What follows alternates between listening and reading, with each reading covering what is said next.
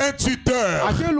Il plaçait l'enfant sous les tuteurs. Et le tuteur avait pour fonction d'éduquer l'enfant selon les besoins du père. Le tuteur avait pour rôle d'accompagner l'enfant, de suivre l'évolution de l'enfant. Et le tuteur devait donner les rapports au père sur la manière dont l'enfant évoluait. Et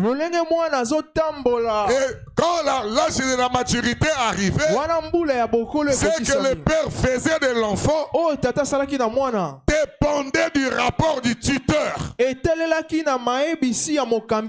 le tuteur avait dit que cet enfant n'est pas sérieux, si le tuteur avait dit quand tu lui donnes seulement un peu d'argent, il bousille tout avec les femmes, il est dans l'ambiance. Si le tuteur avait dit qu'il ne s'intéresse pas dans les affaires de son père, le père n'adoptait jamais cet enfant. Ça ne veut pas dire qu'il ira en enfer, il reste l'enfant, mais il ne recevra pas l'adoption. Amen.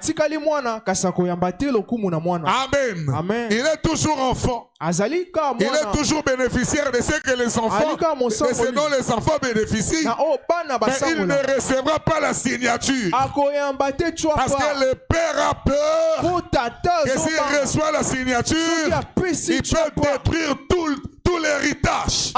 Et ça, nous voyons les pères qui ont travaillé dur. Ils ont mis quelque chose en banque. Ils ont acheté des parcelles. Ils ont construit de belles maisons pour assurer que la progéniture soit bien. Mais dès que les papas meurent, les héritiers viennent. Ils commencent à tout ravager. Ils vont vendre ceci, ils mangent l'argent, c'est terminé. Ils vont vendre ça, ils vont vendre ça. Et à la fin, ces héritiers-là deviennent des malheureux. Ainsi donc, un bon père doit se rassurer que son héritier-là, quand il va me remplacer, il ne va pas détruire l'héritage. Cet héritage que j'ai acquis à force du travail. J'ai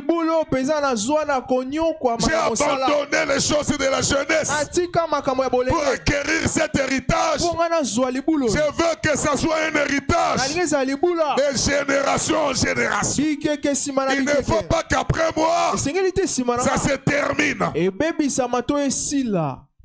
Amen. Amen. Donc le père va envoyer le tuteur pour que le tuteur lui donne les rapports sur l'évolution de l'enfant, sur son sérieux dans les affaires, sur son amour pour le travail, sur sa manière de prendre les responsabilités qu'on lui donne. Quand on lui donne la responsabilité, comment il agit. Et même dans l'église, on doit voir comment vous agissez quand on vous donne une responsabilité. Combien il est facile pour les hommes d'esquiver la responsabilité que Dieu leur a donnée. Et comme je l'ai dit le vendredi, la responsabilité, on ne donne pas ça à n'importe qui. La responsabilité, on donne à celui dont on croit qu'il est capable de faire le travail. Si on ne te voit pas capable, on ne peut pas te confier une responsabilité. Même Jésus, il avait un disciple qui l'aimait. Parmi les disciples qui étaient 12, le seul qui allait se coucher sur la poitrine de Jésus, il s'appelait Jean. Et même quand il y avait un problème, Les autres disaient à Jean, demande les maîtres ici c'est quoi. Et quand c'est Jean qui demande, Jésus donnait la réponse. Donc Jésus l'aimait. Même au temps de sa mort, Jean était à côté de Marie. Quand Jésus était là agonisant, il regarde Marie, il dit, femme, voici ton fils. Il a pointé Jean. Et après il dit à Jean, fils, voici ta mère. Vous voyez, même à la mort, Jésus manifestait ses grands amours pour Jean. Amen. Amen. Et j'ai lu ici que frère Branham dit, il y avait aussi André. André qui était un homme de prière. Il passait son temps à genoux pour prier. Mais quand il s'est agi de confier la clé du royaume, Jésus n'a pas donné ça à la personne qui l'aimait le plus. Il n'a pas confié la clé à Jean. Est-ce que vous êtes avec moi? Amen. Et comme je le dis toujours, l'amour ça se donne. Mais la confiance, on la mérite. Si tu ne mérites pas la confiance, on ne te donne pas la responsabilité. Et d'où vient la confiance? C'est quand tu es fidèle dans les petites choses qu'on va te confier de grandes choses. Les petites choses qu'on t'a confiées, tu n'es pas capable de bien les gérer. Mais tu regardes les grandes choses, on ne te les donnera jamais. Est-ce que je peux entendre un amen? Amen. Une petite chose qu'on t'a confiée, toute petite, ça disparaît comme ça. J'avais mis des fiches de culte ici. J'ai dit remplissez ça dans chaque culte. Qu'on sache qui prêche. Il a dit quoi? Pour qu'on garde les archives. Et c'est là où je ne sais pas là où sont partis ces fiches. On a commencé à aller prêcher à Savlo. Ça a disparu. Sans rapport.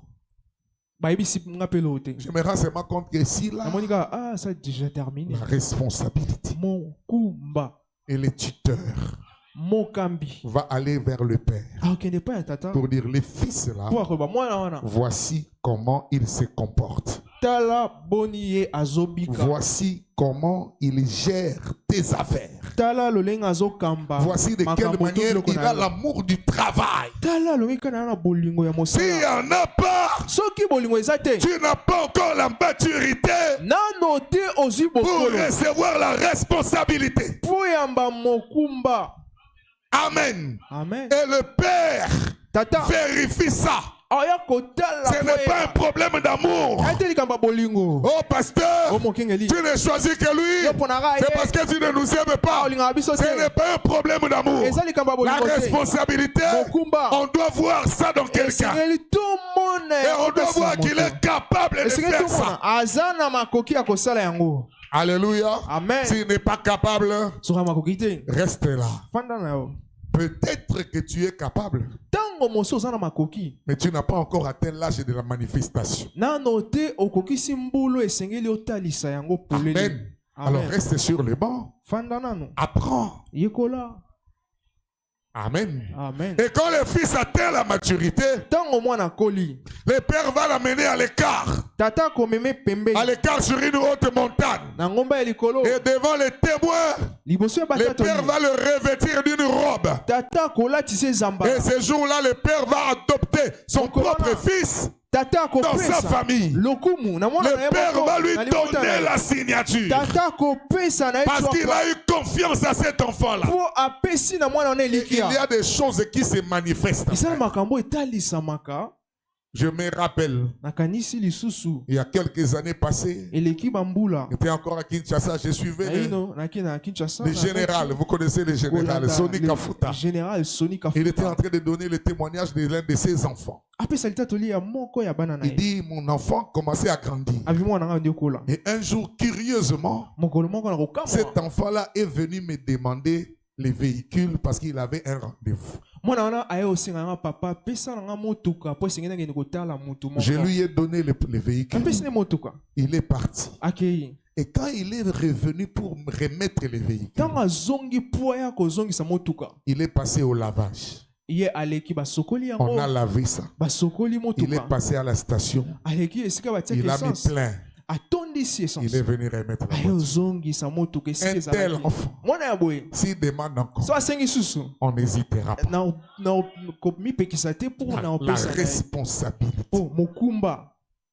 Et il est temps que l'Église grandisse et manifeste la responsabilité. Est-ce que je peux entendre un amen?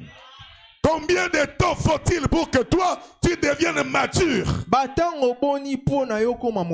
Ça fait beaucoup de temps que tu écoutes la parole. Il faut à un moment donné que tu grandisses. Comme tu es là depuis longtemps, mais tu n'as toujours pas la maturité de la parole. Ça, c'est un problème sérieux. Et le père a le droit de s'inquiéter. Amen. Et l'église aussi. Frère, madame dit l'église aussi était née. Je voulais préciser ici que l'église est née à la Pentecôte. Ça vous le savez, n'est-ce pas? Mais en 325, le grain était tombé en terre. C'était la mort qui était entrée. Et Dieu a commencé à restaurer l'église par la justification, la sanctification. Et on arrive au temps des pentecôtistes. C'était le baptême du Saint-Esprit avec la restauration des dons dans l'église. Amen. Amen. Mais au temps où nous sommes aujourd'hui, en réalité, on ne devrait même plus parler du baptême du Saint-Esprit. On est au-delà de ça. Il y a eu la justification, la sanctification et le baptême du Saint-Esprit. Mais aujourd'hui, c'est le temps où la personne même du Saint-Esprit doit habiter dans l'individu. Amen. Le Saint-Esprit lui-même, pas le baptême, mais le Saint-Esprit lui-même doit habiter dans l'homme. Amen. Amen. Et quand la nouvelle naissance est venue, avec les pentecôtistes, les gens ont cru qu'ils étaient arrivés. On n'est pas encore arrivé avec la nouvelle naissance. La nouvelle naissance nous fait entrer dans la famille de Dieu. C'est là que nous recevons son nom. Nous devenons véritablement des chrétiens. Et nous portons le nom de Jésus. La Bible dit, la famille dans les cieux s'appelle Jésus. La famille sur la terre s'appelle Jésus. Comment entrons-nous dans cette famille? On ne peut pas se joindre. Ça ne marchera pas. Pour être dans la famille de Dieu, il faut naître.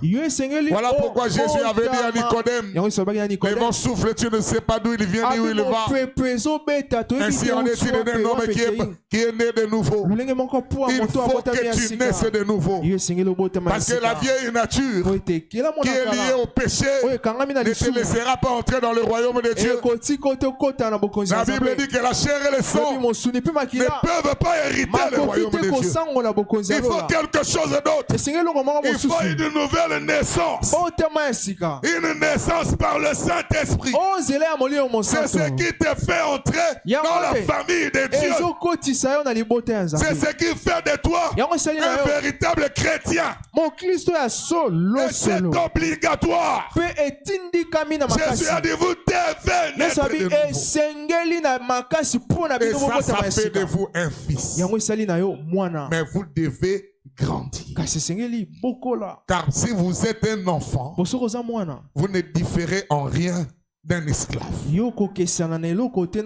pendant que tu es comme l'esclave, tu vas vivre en dessous des privilèges que Dieu t'a donnés. Pas étonnant que les gens ne font que pleurer. C'est parce qu'ils vivent en dessous de leurs privilèges.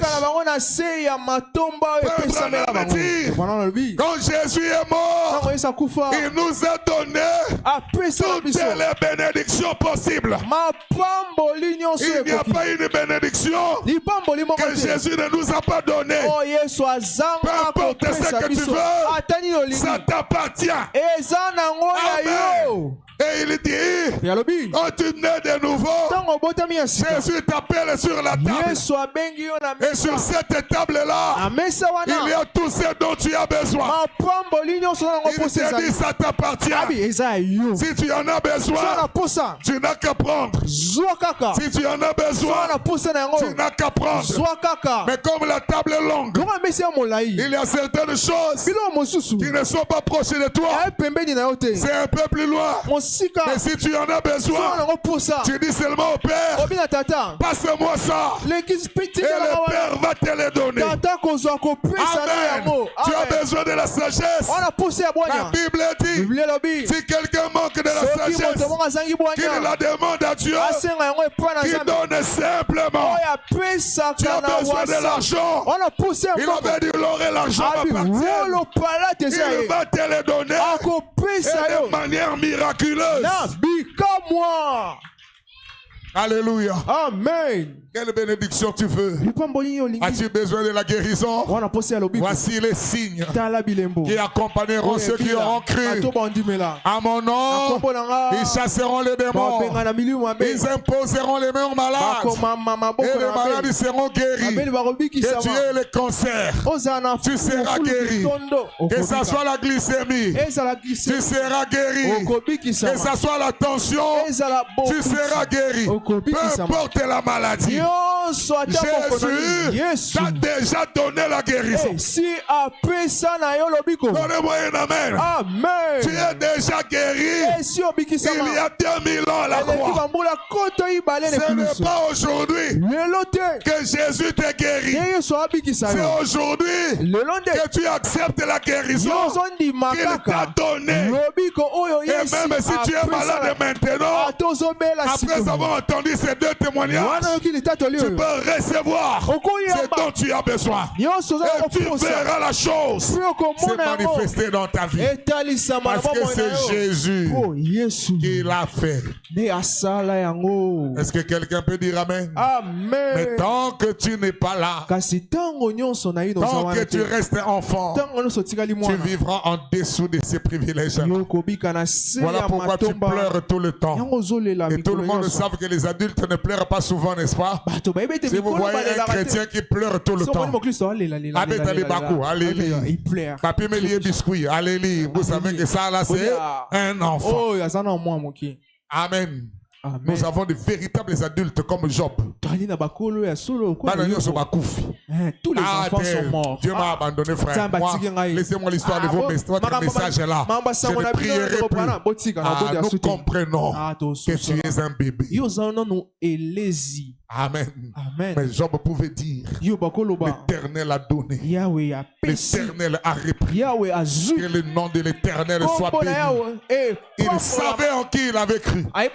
Il était passé par les épreuves et il avait acquis la maturité. Beaucoup de choses, Dieu ne peut pas te les donner parce que tu n'as pas encore atteint la maturité. Parce qu'il y a des choses que papa ne peut pas donner à ses enfants. Un papa ne donnera pas la lame de rasoir à son enfant parce qu'il fera beaucoup plus de mal avec ça. Et frère Branham me dit que Dieu ne donne plus suffisant assez de dons aux gens parce qu'il joue avec ça.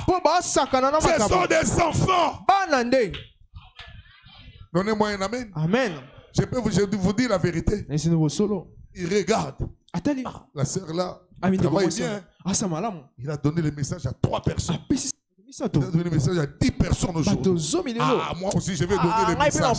Les messages là, ce n'est pas ton message. C'est le message que Dieu va me donner. Si Dieu n'a pas donné, ferme ta bouche. Les enfants, ils jouent avec ça. Et ils se font du mal. Une église à l'Équateur. Les vases se sont réunis. Quelques vases ont fait les réunions. Ils ont dit, pasteur, moi ce n'est ça bien. Sa femme là n'est pas une bonne femme. Elle doit. Allez, message. Moi c'est noté. C'est pas la femme de ta destinée. C'est pas la femme de ta destinée. La pression des messages était grande. Comme il n'avait pas la maturité. Elle a chassé sa femme. Quelque temps après, c'est moi. Ta femme c'est elle. Ta femme c'est elle. Parmi elles, on a donné au pasteur une autre femme. Et elle donnait des maputa. On va passer un message pour y. Parce qu'on n'a pas encore atteint la maturité. Non, t'es à colis. Et quand je regarde, je vois beaucoup de gens qui veulent avoir des dons ici. Je ne sais pas pourquoi vous les cherchez. Qu'est-ce que vous voulez en faire? Vous savez ce que cela implique? Vous pensez que c'est un jeu? Grandissez d'abord. Est-ce que quelqu'un peut dire Amen?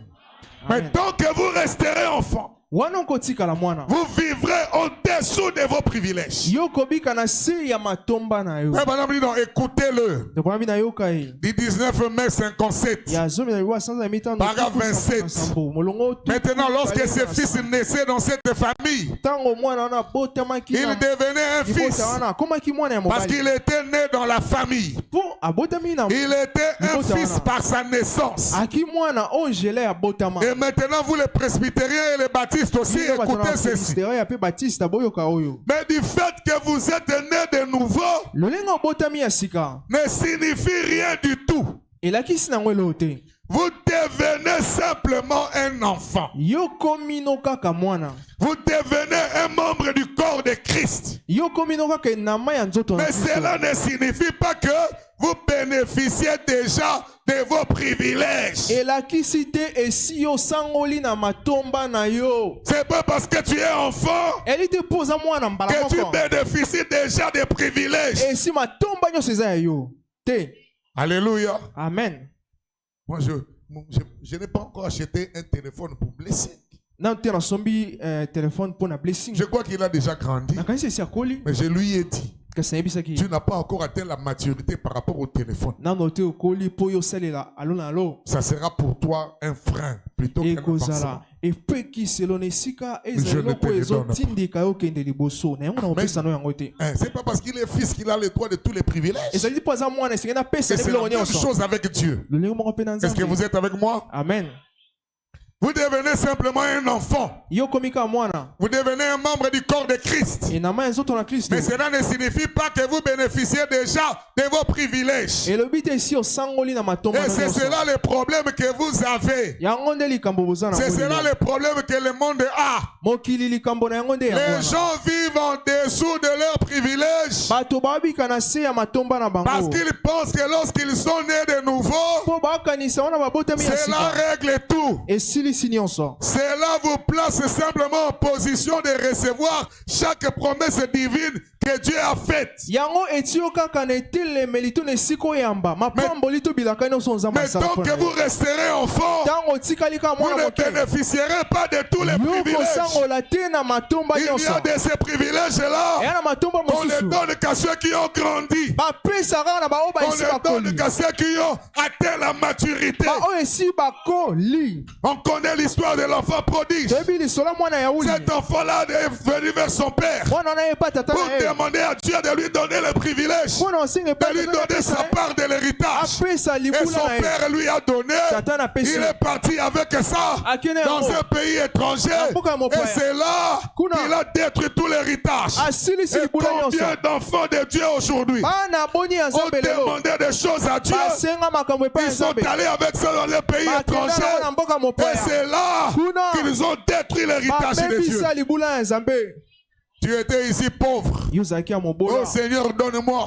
Seigneur, donne-moi. Dieu te donne seulement un peu seulement. Même l'église, tu deviendras. Toujours dans un pays étranger. Et là, dans un pays étranger, tu es le boss. C'est toi qui achètes les casiers de biens. Là-bas, dans les pays étrangers. C'est toi qui achètes des téléphones à tous les jeunes filles de l'entourage. C'est toi qui gaspille l'argent là-bas. Mais à l'église où tu étais en train de prier Dieu pour te bénir, tu deviendras dans un pays étranger. Combien de gens ont demandé à Dieu de leur donner du travail? Et Dieu a écouté. Il leur a donné du travail. Maintenant c'est le dimanche, le jour de la marche. Vous allez le voir le dimanche là.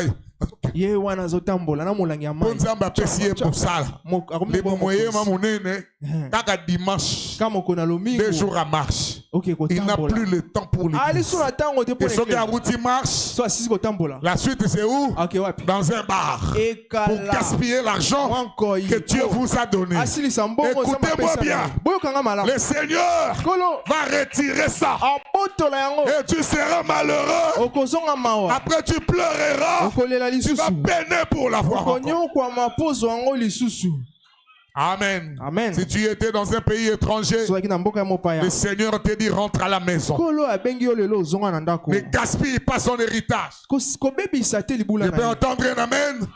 Ne gaspille pas l'héritage de Dieu. Même les petites choses que Dieu vous donne. Comment vous les gérez? Et frère Branham me dit que Dieu te rendra responsable de tout l'argent qu'il te donne. De comment tu dépenses ça. Amen. Amen. Tu fais tout. Sauf à l'église. À l'église, même l'offrande, même quelquefois tu ne donnes pas. Surtout que ça a un secret. Alors, c'est pas pas une stratégie. C'est bien et au cas ça continue bon horaire. C'est bien à panier à l'église. Tu es en train de mentir qui? Tu mens qui Dieu avait placé ici pour te contrôler. La seule personne que Dieu veut qui te contrôle, c'est le Saint-Esprit. Et le Saint-Esprit voit même ton intention. Avant que tu ne poses l'acte, le Saint-Esprit a déjà vu l'intention. Amen. Amen. Il faut que l'église qui était née puisse grandir. Et l'église, c'est l'individu. C'est toi qui dois grandir. Tu ne peux pas rester enfant tout le temps. Comme je l'ai dit le vendredi, à un moment donné, tu seras obligé de marcher seul. Il n'y aura personne à côté de toi pour te surveiller. On surveille les enfants. Mais quand les gens grandissent, on leur laisse la liberté d'exprimer leur foi. Il faut que tu montres aux gens qu'est-ce que tu crois. Je vais entendre un amen. Il faut que ton entourage sache que toi tu es un croyant. Montre tes couleurs. Et tu seras seul là-bas sans que personne ne t'accompagne. Ton Isabelle avait besoin de chercher dans un songe. Il cherchait le chemin pour aller au ciel. Il a vu un prêtre. Il lui a demandé de chercher le chemin pour aller au ciel. Le prêtre lui a dit va demander à celui qui est devant moi. C'était un pasteur dénominationnel. Quand il arrive là, le pasteur dit, moi aussi je ne connais pas. Mais regarde sur la colline. Nous ne sommes pas dans les plateaux. Nous sommes sur la colline. Il dit, regarde sur la colline. Tu vois cet homme-là qui est habillé en jean bleu. Va lui demander. Quand il est monté là-bas sur la colline, il a vu que l'homme en jean bleu, c'était William Branham. Il lui a dit, je cherche le chemin pour aller au ciel. William Branham l'a tenu la main, a commencé à marcher avec lui. Il connaît le chemin. Pourquoi il connaît? Parce que Dieu l'a envoyé avec un message comme Jean-Baptiste. Et même que Jean-Baptiste a été précurseur de ma première venue. Je t'envoie avec un message qui préparera ma seconde venue. Et Jean, quand il était venu, c'était pour préparer le chemin. Et quand William Branham vient, lui aussi, il prépare le chemin du Seigneur. Pour préparer le chemin, il faut connaître le chemin. Il connaît le chemin du ciel. Il a pris par la main. Il a dit, viens avec moi. Ils ont fait quelques pas ensemble. Et ils sont arrivés devant un désert. William Branham a dit, il faut que je te laisse ici. Tu dois faire une partie du chemin seul. Alléluia. On t'a accompagné pendant longtemps. Le temps est arrivé pour toi de traverser le désert. Et tu seras seul. Il n'y a pas un chemin à trois. Il n'y a qu'un chemin à deux. Toi et le Seigneur Jésus. Et William Branham lui a dit, regarde. Lui il a demandé, mais qu'est-ce que je vais faire? Toi qui m'accompagnais, tu t'arrêtes ici. Comment je vais faire? Il lui a dit, ne t'en fais pas. Regarde vers le bas. Tu vois les traces de pas avec le sang dessus. Ce sont les sangs de Jésus. C'est les traces de pas laissées par le Seigneur Jésus. Branham dit, moi aussi, j'ai suivi ces traces de pas. Si tu veux réussir, ne va pas autre chemin. Suis seulement les traces de pas. Ça t'amènera vers le ciel. Je voudrais dire à quelqu'un qui se sent perdu ce matin, il y a un chemin qui mène vers le ciel.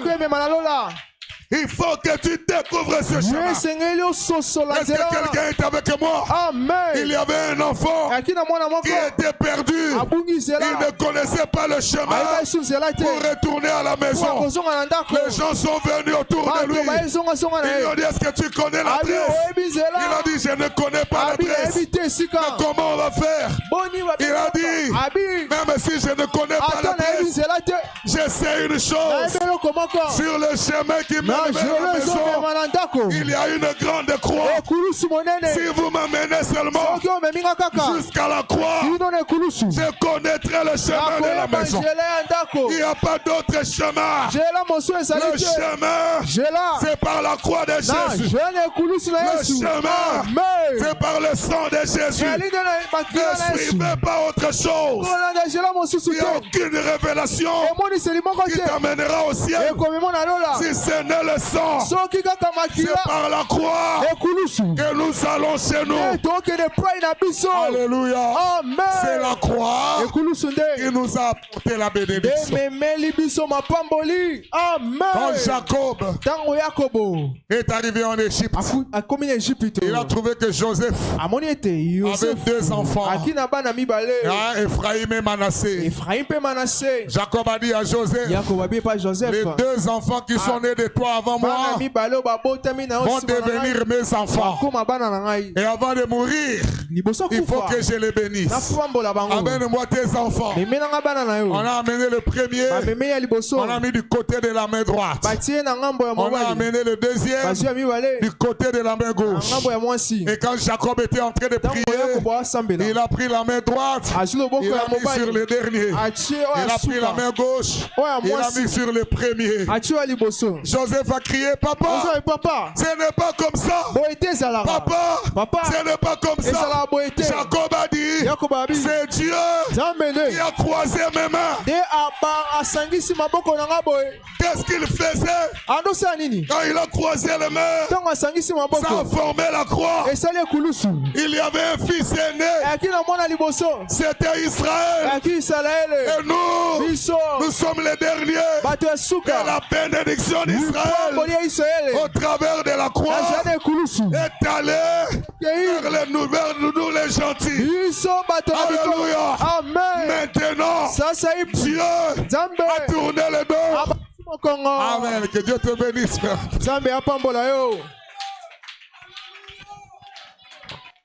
Alléluia. Amen. Est-ce que vous croyez cela? Amen. Dieu a tourné le doigt à Israël.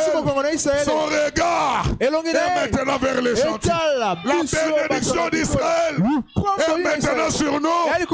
Voilà pourquoi nous sommes Israël spirituel. Alléluia. Amen. La croix, c'est le seul chemin. Il n'y a pas d'autre chemin. Si vous prenez un autre chemin, vous êtes perdus. Si vous prenez un autre nom, vous êtes perdus. Il n'y a sous le ciel aucun autre nom par lequel nous soyons sauvés, si ce n'est le nom de Jésus.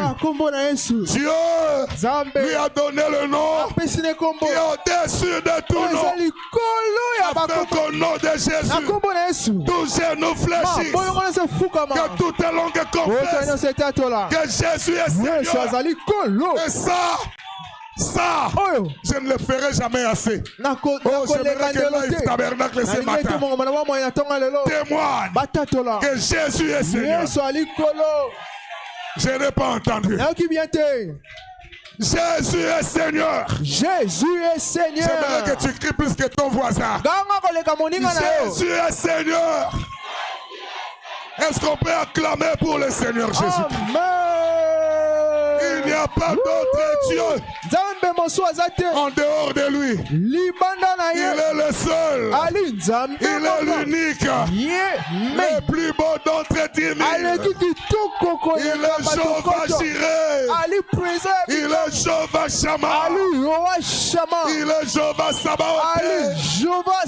Il est Jéhovah Nissi. Mais son nom est le Seigneur Jésus-Christ. Oh, si quelqu'un pouvait acclamer mon Dieu.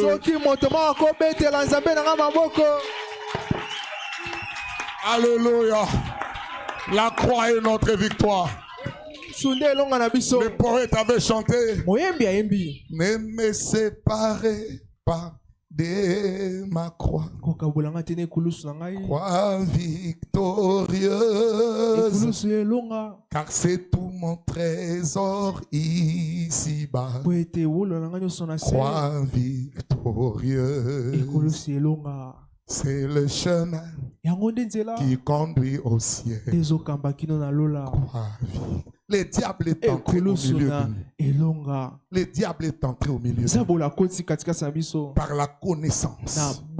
Il est en train de dévier la foi des gens. Au lieu de regarder à Jésus, certains ont commencé à regarder à Branham. Non, Branham, c'est le messager. C'est Jésus qui est notre Dieu. Nous n'avons pas que Dieu. Nous n'avons que Jésus. Amen. Amen. Quand il était sur la montagne, William Branham a vu 3 arcs-en-ciel. Et ces 3 arcs-en-ciel-là ont commencé à se rapprocher, et ça formait un seul arc-en-ciel. Et la voix derrière a dit, ce que tu vois là, qu'est-ce que ça veut dire? Jéhovah de l'Ancien Testament, c'est Jésus-Christ dans les nouveaux. Pas d'autre Dieu en dehors de lui. C'est la plus grande révélation. Toi qui cherches les révélations, il n'y a pas de plus grande révélation que la divinité de Jésus-Christ. Frère Branham me dit pas de progrès si vous ne voyez pas cela. Voilà pourquoi Pierre avait dit répentez-vous et voyez la divinité. C'est ce que Pierre a dit. Ça c'est l'interprétation. C'est ça l'interprétation de Branham.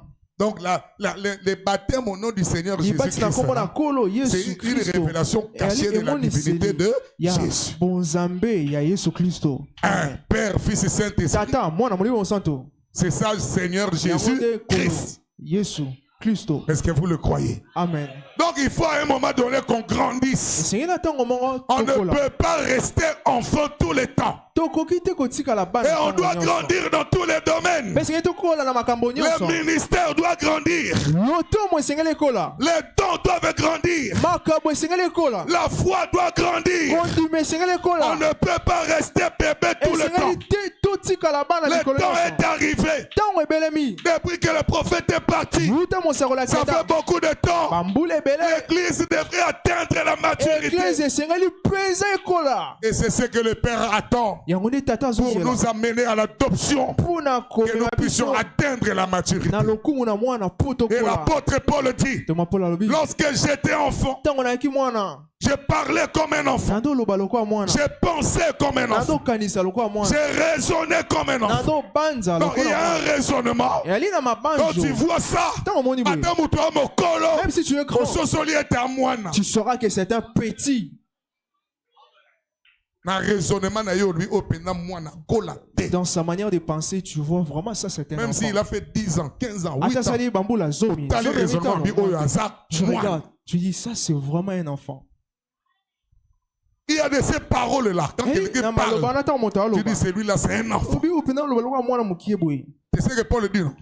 Donc j'étais enfant. J'ai parlé comme un enfant. Par ta parole, on peut savoir si tu es un enfant ou pas. Et frère Branham dit, je peux prendre 2 minutes pour parler avec quelqu'un. Je saurai qui il est. On est parti voir un pasteur à Pointe-Noire. C'était pour le mariage d'un de mes enfants là-bas. On était avec le pasteur Jésus. On arrive, le pasteur nous reçoit. On pose le problème. Et le pasteur a commencé à parler. Parce que le frère avait parlé d'abord. Et le pasteur a commencé à parler. Il était en train de divaguer. Vous ne sentez pas en lui un pasteur. Et à la fin, on m'a donné la parole. J'ai parlé juste un peu. Quand on est sorti, on m'a dit, c'est quand vous avez parlé que nous avons entendu un pasteur. C'est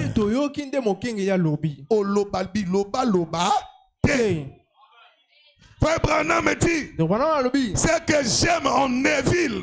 Il ne parle que quand il faut. Si tu n'as rien à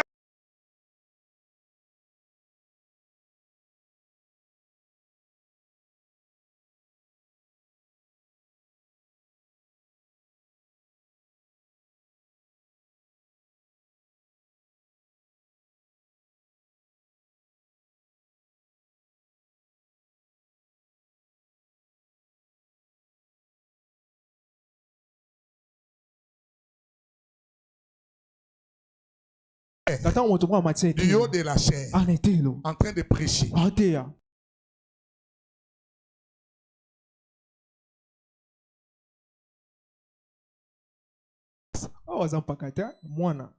C'est pas le nombre d'âge qui fait un ancien. C'est Job qui avait dit ça. C'est pas le nombre d'âge. C'est la maturité que vous donne l'esprit.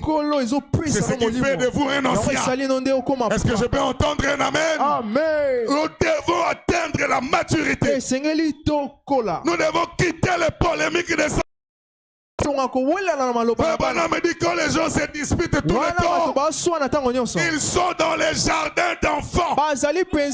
Et quand on regarde l'église de la RDC, vous allez voir un homme là, qui est censé être un homme de Dieu. Il vient là, maudit.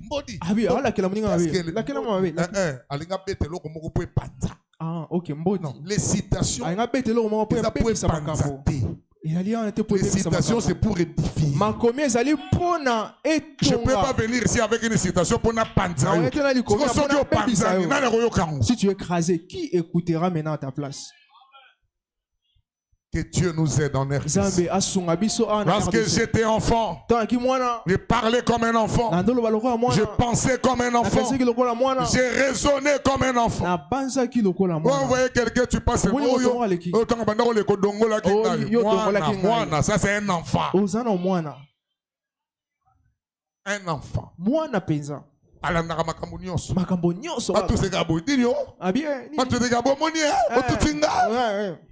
Il y en a même qui marchent avec la pierre dans la poche. À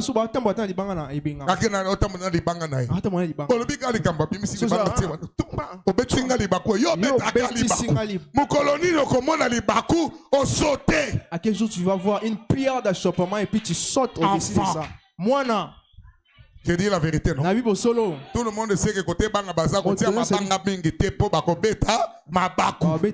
Mais côté mikolo baza, là où il y a les addicts, il va sauter les pierres. Akobeta libaku te. Amen. Est-ce que je peux entendre un amen? Amen. Oh Dieu, Satan sait que l'église grandisse. Que l'église atteigne la maturité. Paul dit, lorsque je suis devenu homme, j'ai fait disparaître ce qui était de l'enfant. Faites disparaître ce qui était de l'enfant. Même dans votre couple. Hier, vous étiez des jeunes, vous vous disputez à tout moment. Vous devez grandir. Mais jusqu'aujourd'hui, vous discutez.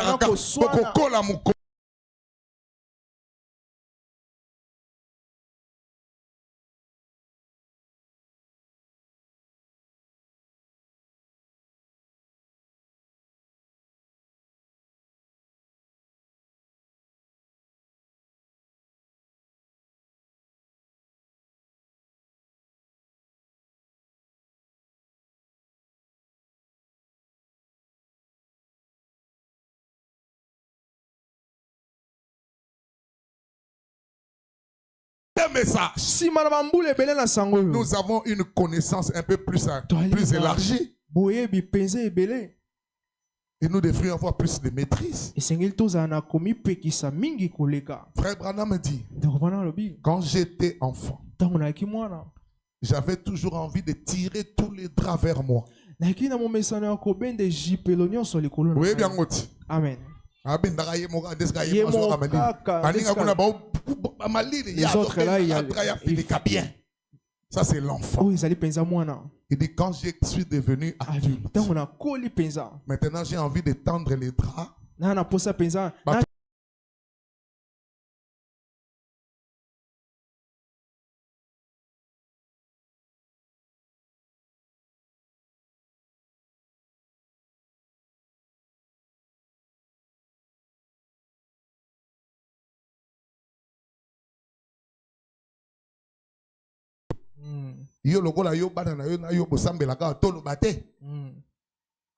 Enfant, grandissez. Le temps des décisions. 11 juin 59. Paragraphe 14. L'église n'est donc pas encore dans la condition où elle devrait être.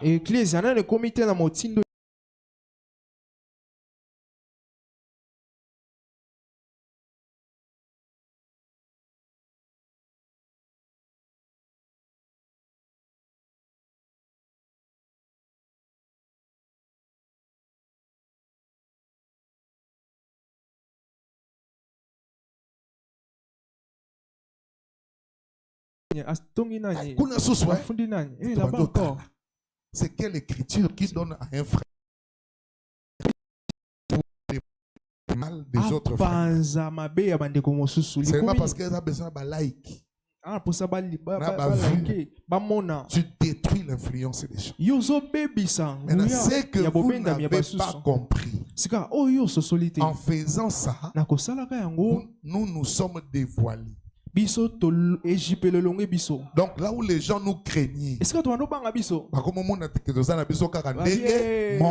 on est pareil. Est-ce que j'ai dit la vérité? Amen. Nous nous sommes dévoilés nous-mêmes par les réseaux sociaux. Oh non, les Branham se battent derrière la maison. Derrière la maison, c'est sur l'Internet. L'Internet, c'est derrière la maison. Honte à vous. Elle n'a pas encore atteint la maturité. Nous devons donc être patients et faire de notre mieux. Et il n'y a personne qui puisse l'amener à maturité si ce n'est le Saint-Esprit. Voilà pourquoi vous devez recevoir le Saint-Esprit. Au fur et à mesure que nous écoutons celui-ci, quand nous écoutons le Saint-Esprit, le Saint-Esprit nous amènera dans la maturité. Mais si tu ne l'écoutes pas, comment tu vas grandir? Frère Branham me dit, même la vie éternelle, nous la recevons comme un petit bouton blanc. Un tout petit bouton. C'est quand vous mangez la parole, vous buvez de l'esprit, et ça commence à grandir. Et beaucoup de gens ne grandissent pas parce qu'ils ne mangent pas bien.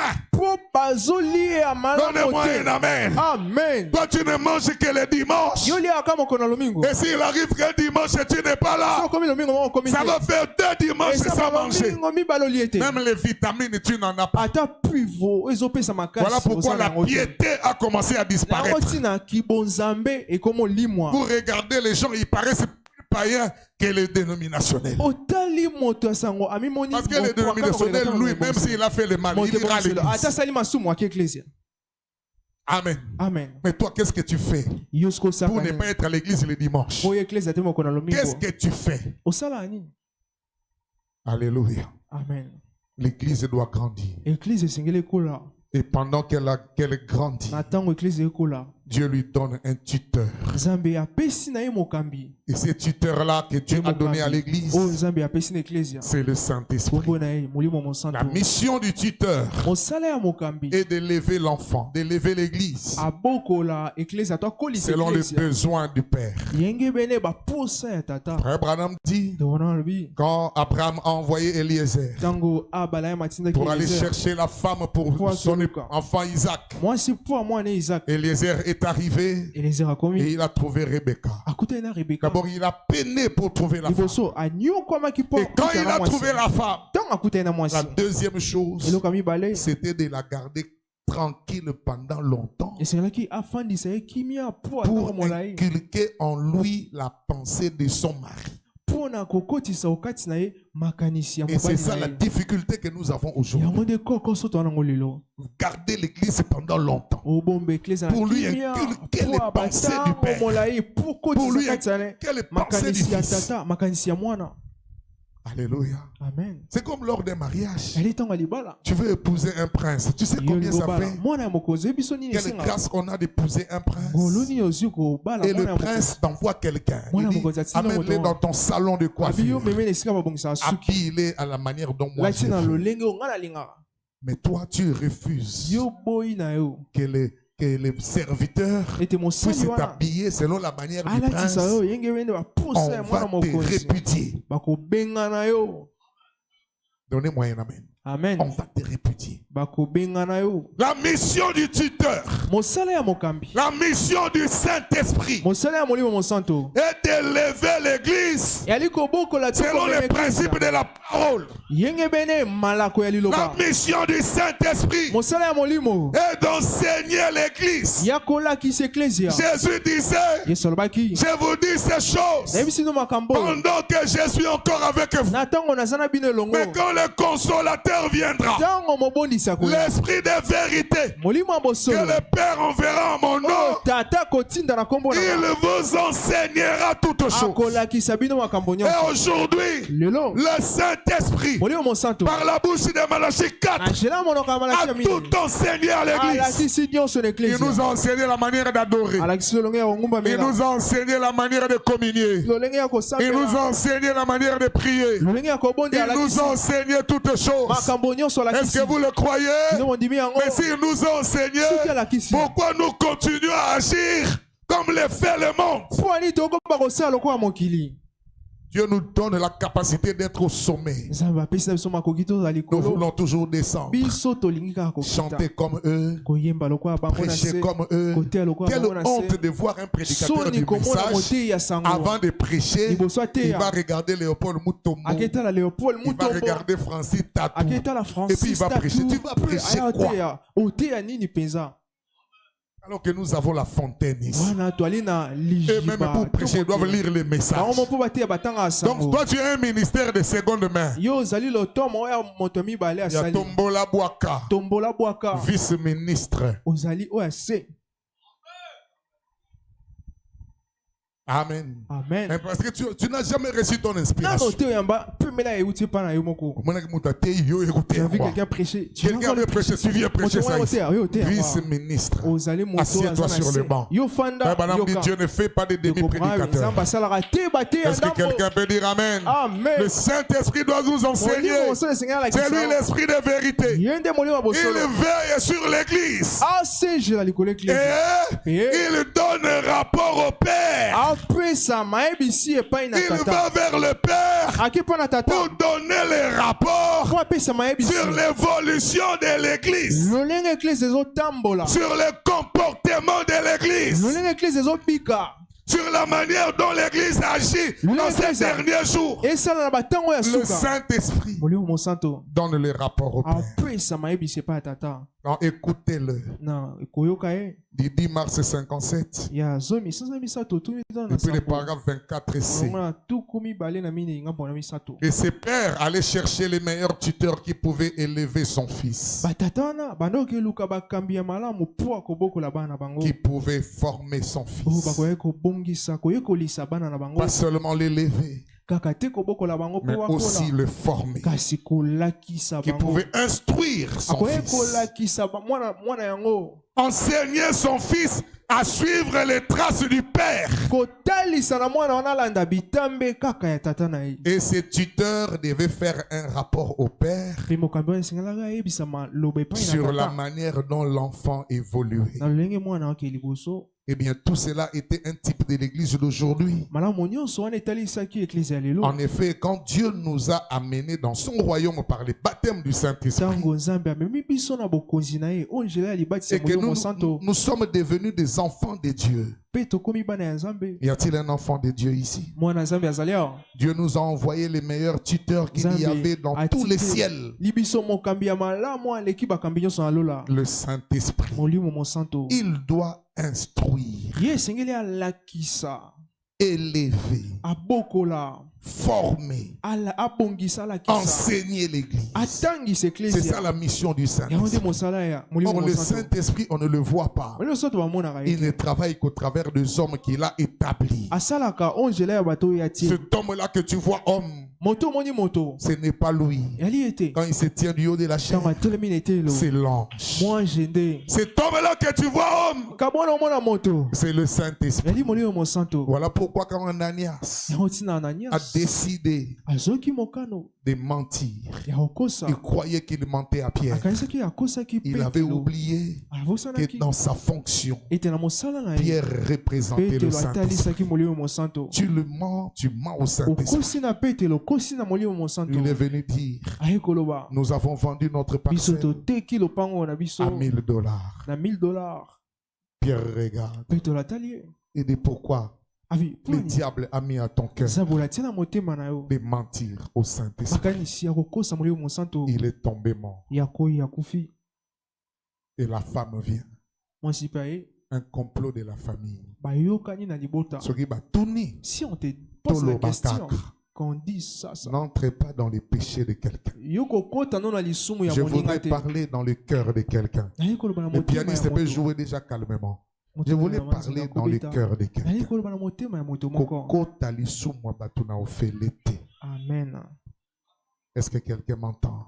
Amen. La Bible dit de deux personnes qui seront dans un lit, l'une sera prise et l'autre laissée. Et moi je choisis.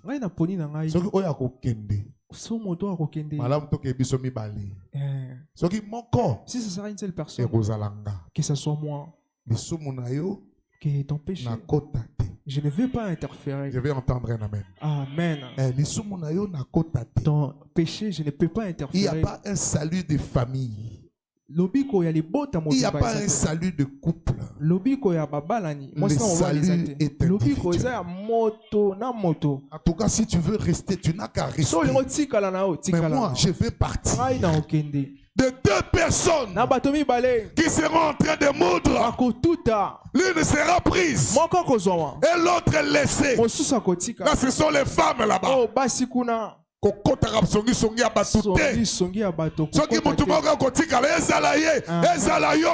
Que ça soit pas toi. Je voudrais entendre un amen. Amen. Et de deux personnes qui seront dans un champ. L'une sera prise et l'autre laissée. Fais ton choix aujourd'hui. Si vous allez rester à deux, si l'une doit être prise, que ça soit toi. Est-ce que je parle à quelqu'un? Dieu nous a envoyé le meilleur tuteur qu'il y avait dans tous les ciels. Le Saint-Esprit. Il doit instruire, élever, former, enseigner l'Église. Frère, nous avons besoin de l'enseignement et de l'instruction du Saint-Esprit. Bon, si cet enfant s'est comporté bien, ou si s'est comporté mal, pensez à ce que feraient ses tuteurs en venant devant le père et l'enfant avec les devoirs obligeants, un rapport sur la désobéissance. Comme ces tuteurs doivent rougir devant les pères. Amen. Combien tu es désobéissant? Votre enfant ne se comporte pas bien. Oh, il est insolent. Il est indiscret.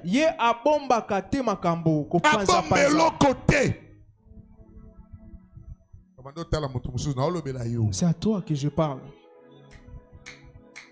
On se croise sur le chemin. Que Dieu vous bénisse, frère. Amen. Amen. Je viens, moi je t'ai posé la question. Pourquoi maintenant tu me dis ça? Indiscret. C'est comme ça que tu souffres. Parce que tu ne sais pas garder le secret. Retenez, beaucoup de gens me disent, demande à mon épouse. Pasteur, je suis malade. Moi, tu m'as dit que tu es malade, j'ai prié pour toi. Toi, tu m'as dit que je suis malade. J'ai prié pour toi.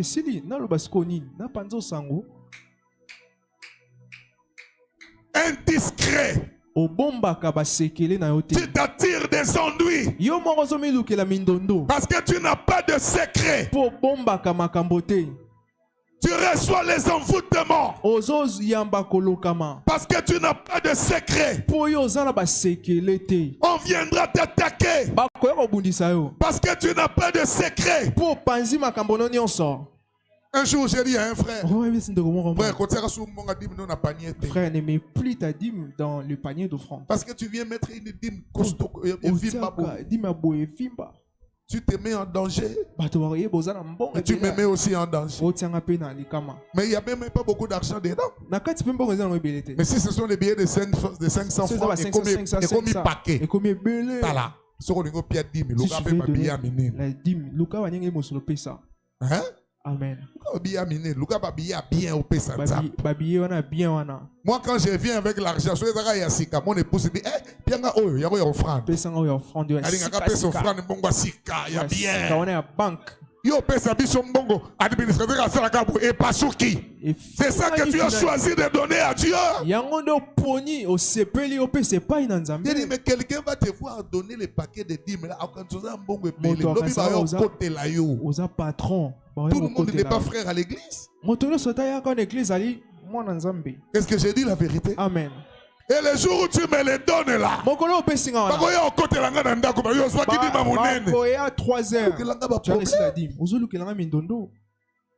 discrétion. Frère Branham dit, il y a des choses, même quand j'ai pris seul, il y a des choses que je ne prononce pas. Satan va l'écouter. Amen. Amen. Oh, il est insolent. Oh, indiscret. Il se comporte mal. Ça, c'est les tuteurs qui donnent les rapports au père sur ce que toi tu es. Et le tuteur a honte même d'aller vers le père pour lui dire que toi qui es un enfant de Dieu, tu es insolent. Et tout le quartier le sait. Frère Abraham wana zake solo. Frère Abraham wana mutema mabe. Tout le monde le sait. Honte à vous.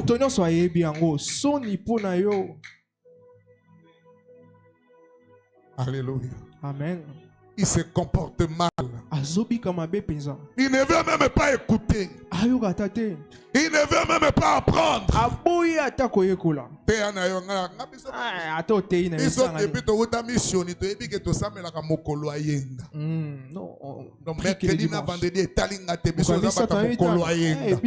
Il ne veut même pas apprendre. Il est indifférent. Oh, comme ce précepteur doit se sentir quand il se tient là pour parler aux parents dans ce sens-là. Je me demande souvent, frères et sœurs, j'espère que ce n'est pas pour vous blesser, mais c'est pour placer quelque chose devant vous. Comment pensez-vous le Saint-Esprit doit-il se sentir quand il va devant Dieu pour lui faire un rapport sur notre caractère? Comment le Saint-Esprit se sent-il quand il va parler au Père sur ton caractère à toi, sur nos disputes, sur nos combats? On en arrive même à 2 heures dans une même église, ils ne se saluent pas. Comment le Saint-Esprit doit se sentir ce matin quand il fait les rapports devant le Père? Le fait que nous suscitions des divergences, nous brisons la fraternité. Et quelquefois, c'est souvent des choses de famille. Il a dit ceci à notre famille. Ici, il n'y a pas de famille. Même moi,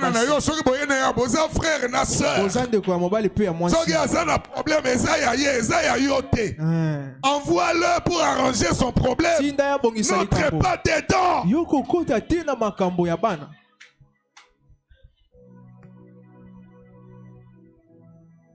Comment pensez-vous que ça doit être quand il doit aller devant le Père pour dire: ton enfant n'est pas allé à l'église ce soir? Et quand le Saint-Esprit va regarder où il est parti, dans les théâtres, dans les théâtres, dans le football, quelquefois dans un bar, avec des amis, alors que la parole est prêchée. Quelle honte pour le Saint-Esprit d'aller faire un tel rapport devant le Père. Comment les gens fuient la réunion du mercredi soir. Oh, j'ai toujours pensé que la réunion du mercredi soir, c'est le sommet. Vous allez regarder, frère, on parle beaucoup de mercredi soir. Et j'ai vu beaucoup la main de Dieu le mercredi soir. Mais c'est ce jour-là que toi, tu as choisi de rester à la maison. Ou de marcher avec les amis. Et avec ces amis-là, vous allez dans les bars. Vous commencez à boire. Ça commence par un verre. Un peu de levain fait monter la pâte. Et aujourd'hui, c'est une honte, frère, de voir que nous avons des frères dans ce message qui boivent en secret. Avec le message que vous écoutez, qu'est-ce qui ne va pas? Nous avons des frères qui fument. Et leurs femmes le savent. Elle est en train de protéger son mari.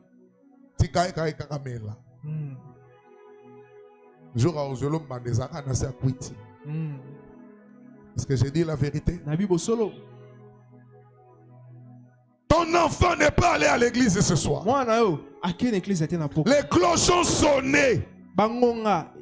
Mais il reste à la maison pour regarder la télévision.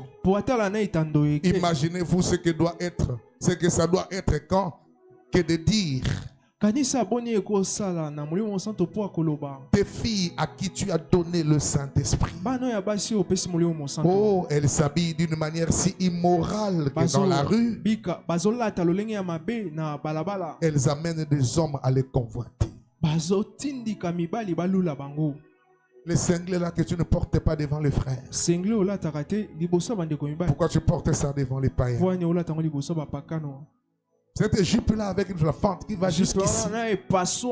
Pourquoi tu portes ça?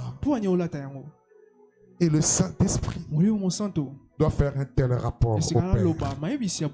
Tes filles à qui tu as donné le Saint-Esprit, oh, elles s'habillent d'une manière si immorale que dans la rue, elles amènent les hommes à les convoiter.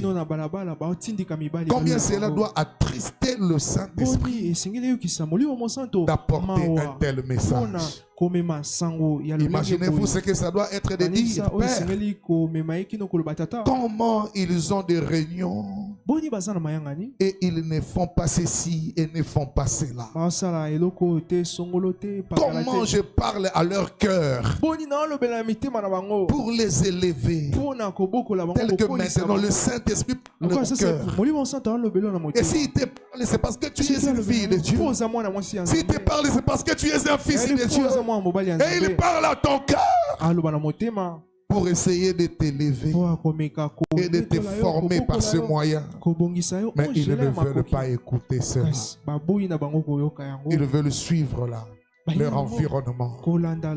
La Bible dit, ne vous mettez pas avec les incrédules sous un joug étranger, soit avec les frères, soit avec les sœurs. Mais le mal, c'est que les frères en question, seulement le nom, un mauvais cœur, et ça commence à diviser les gens. Ça commence à briser la fraternité. Où sont ces véritables personnes qui pouvaient susciter la communion? Où sont ces gens-là qui, quand ils se croisaient, ils parlaient de la parole de Dieu? J'ai embrassé le frère André ici. C'est lui qui a commencé à m'amener dans les eaux du baptême pour aller chanter. Il habitait très loin.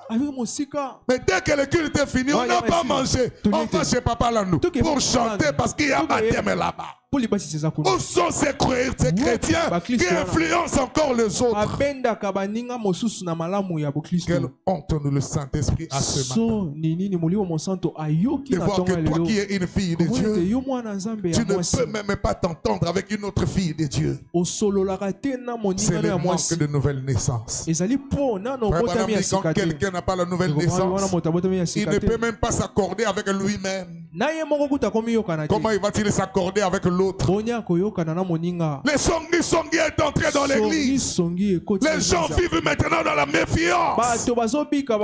Il a peur parce que si tu vois, tu vas rapporter. Et toute l'église le saura. Quelle honte, le Saint-Esprit doit aller devant le Père pour dire songi koleka païen. Plus que les païens. Un mauvais cœur plus que les païens. Il préfère aller dans un deuil d'un païen. Si c'est son frère, il ne partira jamais. Quelle honte le Saint-Esprit a d'aller devant les pères. Comment le Saint-Esprit doit-il se sentir? Il va dire au Père, tes enfants là que tu cherches à adopter, ils prennent les responsabilités à la légère. Tu leur avais dit de prêcher la bonne nouvelle. Ils ne prêchaient pas. Ils ne parlaient plus des autres. Pour que toi tu arrives ici, quelqu'un t'avait parlé. Et tu es venu, tu es resté. Parce que tu as été béni. Mais combien de fois toi, tu as parlé aux autres pour qu'eux aussi viennent? C'était une recommandation du Seigneur. Allez par tout le monde et prêchez la bonne nouvelle à toute la création. Et les femmes qui ne peuvent pas prêcher, ils témoignent. As-tu vu quelque chose où tu n'as rien vu que tu puisses témoigner? Ce que tu as entendu ce matin n'est rien. Tu ne peux pas aller témoigner ça. Toi tu es prêt à parler en mal de ce qui est arrivé. Quand un mal arrive ici, avant le soir, et quand un témoignage est donné, rien, indifférent. La femme, parce qu'il a vu Jésus discerner ses pensées, il est allé parler. Venez voir ce que nous avons vu. Ne serait-il pas le Messie?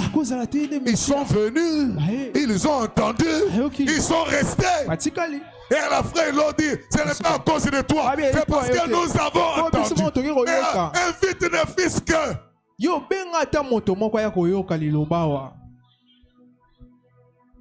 Et les hommes ont peur de parler aux autres. Incapable d'inviter quelqu'un. Incapable de convaincre quelqu'un. Si tu es un chrétien et que tu ne fais pas de convertis, tu es stérile. Il faut que tu arrives à nous montrer, pasteur. C'est moi qui ai amené les frères Blondie à l'église. Qui as-tu amené jusqu'aujourd'hui? Il maintient dans la foi. Ils sont incapables de parler du message aux autres. Ils prêchent des sermons froids, des sermons décousus, des sermons superficiels. Ils n'ont pas le poids de la chose que tu leur as donné. Il n'y a pas de plus grand honneur dans le monde que celui de prêcher la parole. Et Dieu te donne de prêcher sermons superficiels, sermons décousus. On ne connaît pas la tête, on ne connaît pas la queue.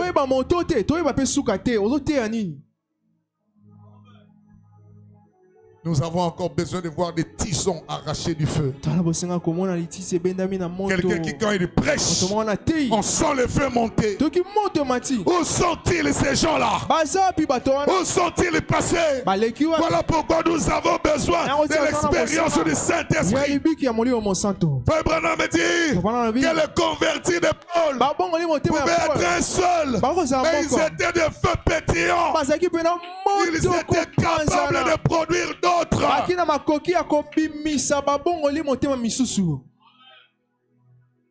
Dieu nous a laissé la responsabilité de prier. Et le Saint-Esprit doit faire rapport au Père. Il a dit priez sans cesse. Il a dit veillez et priez afin que vous ne tombiez pas dans la tentation. Mais combien l'Église a pris cette recommandation dans la légère? Où sont encore les hommes de prière? Où sont les femmes de prière? Aujourd'hui l'Église n'est que dans la prière type maison. Béni papa, béni maman, béni John, point. C'est ce que nous sommes aujourd'hui. Écoutez, écoutez sa voix. Du 5, 10 et 58. Paragraphe 60. Voyez-vous? Nous laissons trop de choses avant le Seigneur. On ne peut pas faire la réunion de prière. Parce qu'il y a M. Godfrey ce soir. Il va passer à la radio, il va passer à la télé. Les gens veulent bien le suivre que de venir à la réunion de prière. On ne peut pas faire la réunion de prière. Parce qu'il y a nous aimons Suzy ce soir. Ou quelques idioties du genre qui nous prend notre temps. Alors nous n'avons pas le temps d'écouter la voix du Seigneur. Et ceux qui prétendent être chrétiens, ils se contentent de s'agenouiller, de faire une petite prière comme ceci. Une petite prière maison. Comme Seigneur, bénis-moi et bénis ma famille et prends soin de nous. Bonne nuit.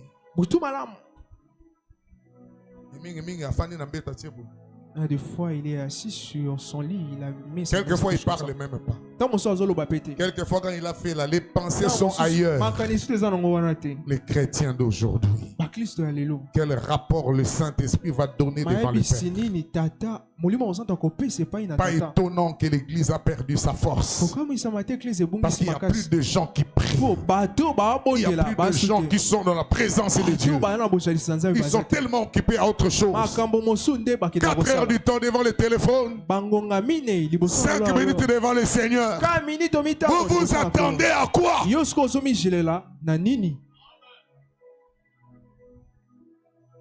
Et le lendemain matin, ils se lèvent et ils disent guide-nous tout au long de la journée. Bonne journée. La prière est finie. Amen. Les chrétiens d'aujourd'hui, nous devons nous attendre au Seigneur. Vous voyez, c'est nous qui parlons tout le temps. Nous ne lui donnons pas la possibilité de nous parler à son tour.